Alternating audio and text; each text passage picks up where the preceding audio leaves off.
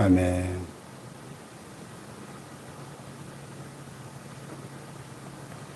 예.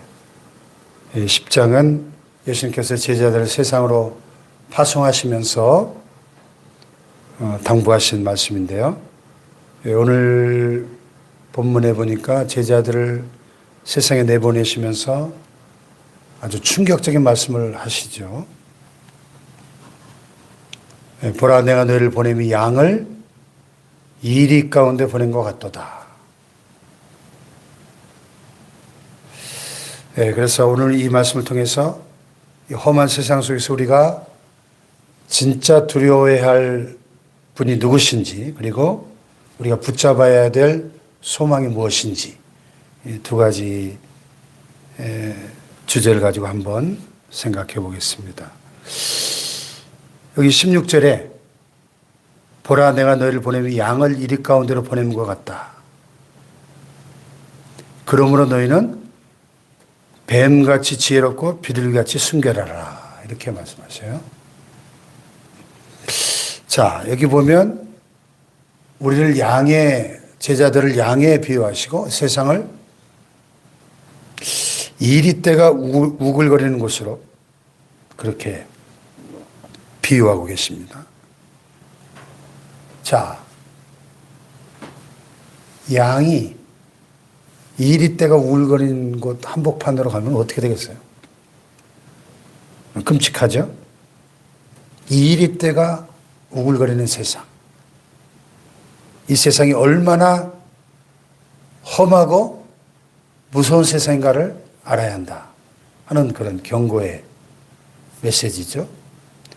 그래서 장차 그들이 제자들을 공회에 넘겨서 회당에서 채찍질하고 또 심지어는 장차 형제가 형제를, 아비가 자식을 주는데 내어주고 자식들이 부모를 대적하여 죽게 만드는 이런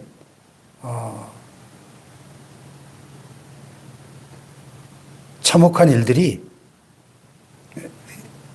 기독교 역사 속에 보면 참 이런 일들이 많이, 우리나라만 해도 6.25 때 생각해 보면 이런 일들이 많이 일어났죠. 또 너희가 내 이름으로 말미암아 모든 사람에게 미움을 받을 것이다. 또 이 동네에서 너희를 박해하거든 저 동네로 피하라. 채찍과 박해와 그리고 심지어는 죽음까지, 이 세상이 정말 예수님이 이 비유하신 양과 이리의 비유가 결코 과장되지 않은 이 제자들 앞에 앞으로 기다리고 있는 이 세상이 얼마나 험악한가 하는 것을 미리 경고하신 거죠. 그래서 예수님의 이 경고 그대로 예수님의 12제자 중에 가룟 유다 빼고 다 순교했잖아요. 결국 세상이 이렇게 험악하다면, 이리떼가 울거리는 세상이라면 우리는 호랑이 정도 돼야 살아남을 텐데, 양처럼 우리는 참 약한 존재다 하는 거죠. 근데 주님은 우리에게 두 가지 비장의 무기를 주셨습니다. 그게 뭐죠? 너희는 그러므로 뱀같이 지혜롭고 비둘기같이 순결하라. 이렇게 말씀하십니다. 뱀 같은 지혜와 비둘기 같은 순결. 그래서 어떤 목사님은 이 본문 가지고 설교하시면서 뱀지 비순, 설교 제목이 뱀지 비순. 이게 무슨 말이야? 뱀지 비순? 뱀같이 지혜롭고 비둘기같이 순결하라. 앞자만 똑똑 따가지고. 생명성 한 절 묵상에 아주 명쾌하게 이 의미를 설명하고 있더라고요. 뱀 같은 지혜 할 때 이 지혜란 선과 악을 분별하는 능력이고, 비둘 같은 순결, 순결은 순수하고 신실합니다. 이렇게 설명을 하고 있습니다. 뱀같이 지혜롭고 비둘같이 순결하라. 참 재미있는 표현입니다. 보통 우리가 황소같이 우직해라, 여우같이 눈치가 빨라라 이렇게 말하는데 예수님은 뱀과 비둘기를 합쳐라 이렇게 말씀하셔요.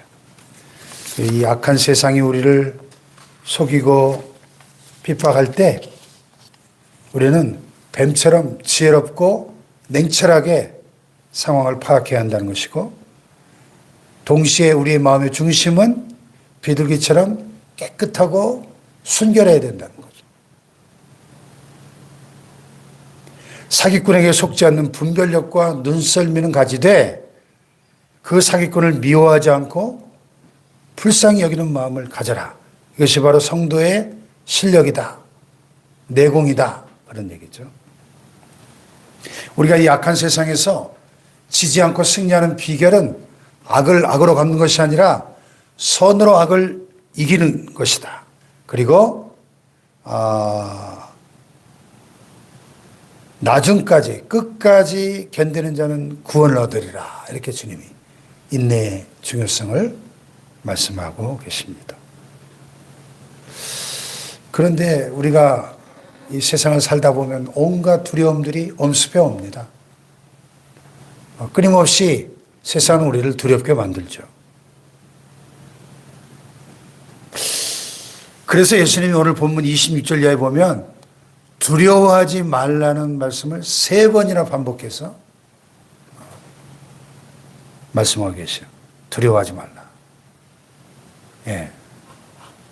28절에도 두려워하지 말고, 네, 31절에도 두려워하지 말라.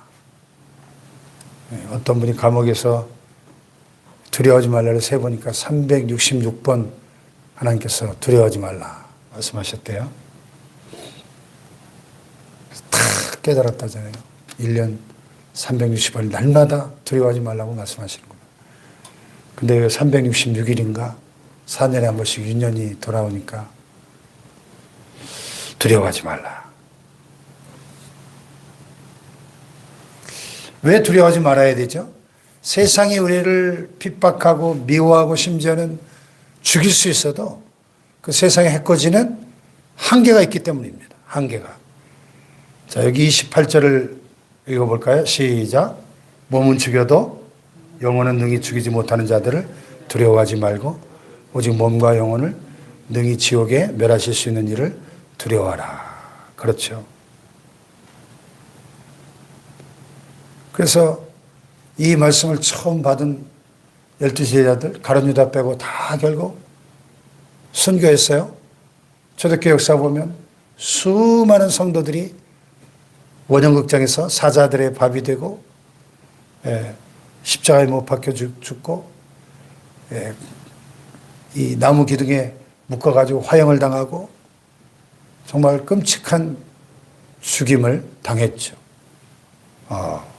우리 한국 기독교 140년 역사 속에도 수많은 순교자들이 배출되었지 않습니까? 아무리 그 하나님을 향한 신앙이 있다 할지라도 어찌 두렵지 않았겠습니까? 인간인데. 그런데 몸은 죽여도 영혼은 능히 죽이지 못하는 자들을 두려워하지 말라.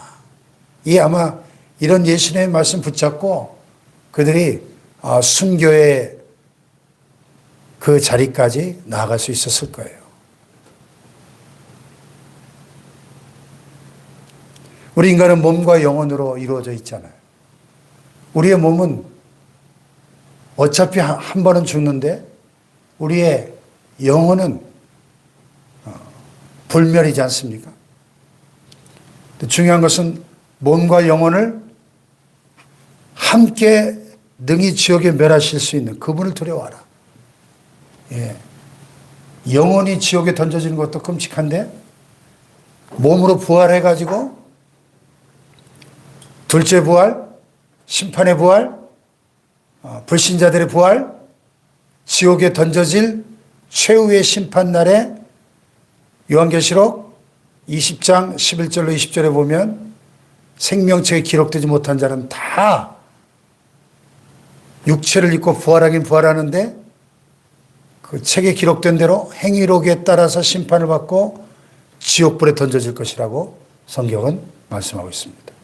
얼마나 두려운 사실인지 여러분, 그분을 두려워해야 된다는 겁니다. 아멘.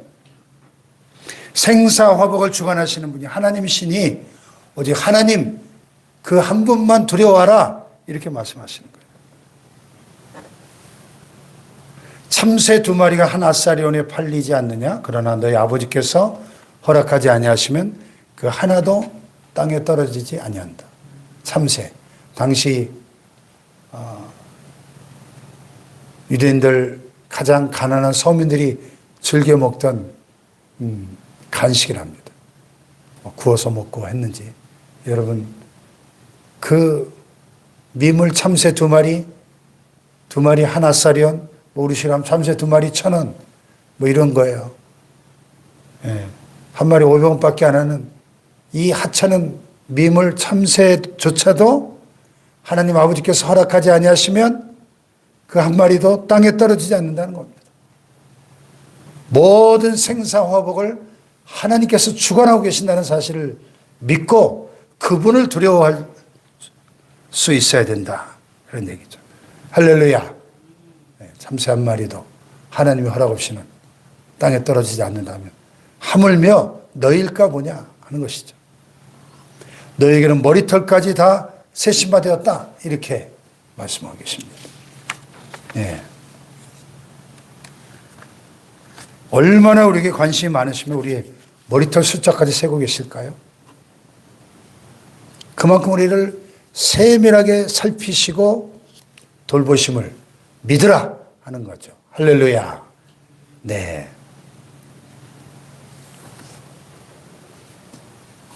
제가 존경하는 옥하는 목사님이나 하영조 목사님 설교를 들어보면 그분이 다 하늘나라 가셨는데 생전에 그 설교하실 때 보면 공통점이 하나 있어요. 이 세상 권력이나 질병 앞에서도 늘 당당하셨다는 거예요. 2분 다 암으로 돌아가셨잖아요. 옥하는 목사님 폐암으로, 하영조 목사님 간암으로 돌아가셨는데, 근데 그 죽음을 앞두고도 참 당당하게, 담대하게 설교하시던 모습이 생각납니다. 어떻게 그럴 수 있나? 나의 생사화복의 주관자가 바로 하나님이심을 확실히 믿었기 때문이죠. 아멘. 네. 그래서 생명의 삶 본문 해설에 이 부분의 제목이 뭐냐면 하나님의 보호하심이에요. 하나님 보호하심. 이 세상보다 크신 하나님을 믿는 우리가 그러므로 두려워할 대상은 오직 한 분, 하나님 한 분뿐이라는 거예요. 우리가 환경이나 사람을 두려워할 것이 아니라 오직 하나님 한 분만 두려워할 수 있기를 주님의 이름으로 축복합니다. 마지막으로 여기 32절, 33절을 보면 사람들 앞에서 주님을 시인하라 말씀하셔요. 32, 33 시작. 누구든지 사람 앞에서 나를 시인하면 나도 하늘에 계신 내 아버지 앞에서 그를 시인할 것이요. 누구든지 사람 앞에서 나를 부인하면 나도 하늘에 계신 내 아버지 앞에서 그를 부인하리라. 아멘. 네.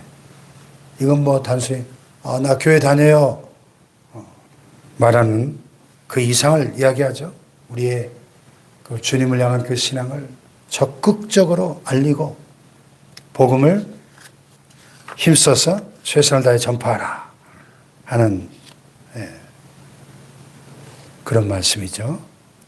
오늘 여기 묵상 에세이에 복음을 위해 최선을 다하는 교회, 이런 제목의 어떤 큰 교회 같은데요. 교회가 문을 열고 지역 주민과 아이들을 위해서 놀이공원을 만들고 세상 문화에 빼앗긴 영혼들 다시 찾아오기 위해서 최선을 다하는 그런 이야기가 소개되어 있습니다. 그래서 4,000명이 넘는 믿지 않는 부모들과 아이들이 그곳에 와서 복음을 듣고 또 수많은 구원의 역사가 일어났음을 말씀합니다. 그 끝에 보면은 세상 문화, 세상 자본, 세상 능력에 너무 겁먹지 말자 이렇게 이분이 글을 씁니다. 여러분 우리가 가진 그 신앙의 연륜과 인생의 경험과 지혜로 우리의 사랑하는 자녀들에게 또 우리의 이웃에게 우리가 만난 예수님, 우리가 믿는 예수님을 보여주고 힘써 알리고 전파할 수 있기를 축복합니다. 그래서 내가 믿어보니까 하나님 살아계시더라. 걱정 마라. 하나님 너를 지켜주실 거야. 이렇게 당당하게 우리의 신앙을 간증하고 증언하는 주님의 증인들 되시기를 축복합니다. 그것이 사람들 앞에서 예수님을 시인하는 거죠. 말씀을 맺겠습니다. 우리는 다 양처럼 연약한 존재들이지만은 목자 되시는 주님이 함께 하시기에 이리 때가 우글거리는 것 같은 이 무서운 세상도 두렵지 않습니다. 세상은 우리의 겉사람을 괴롭히고 심지어 죽일 수 있어도 우리의 속사람과 영혼은 절대 건드릴 수 없는 것이죠. 우리의 머리카락 숫자까지 다 알고 계시는 그 세심하신 하나님 아버지의 돌보심과 보호하심이 오늘도 우리의 발걸음을 지키실 줄로 믿습니다. 그러므로 두려움 대신 기도로 또 걱정 대신 찬송으로 오늘 하루를 채워가는 저와 여러분 되시길 주님의 이름으로 축원합니다. 기도하십시다. 말씀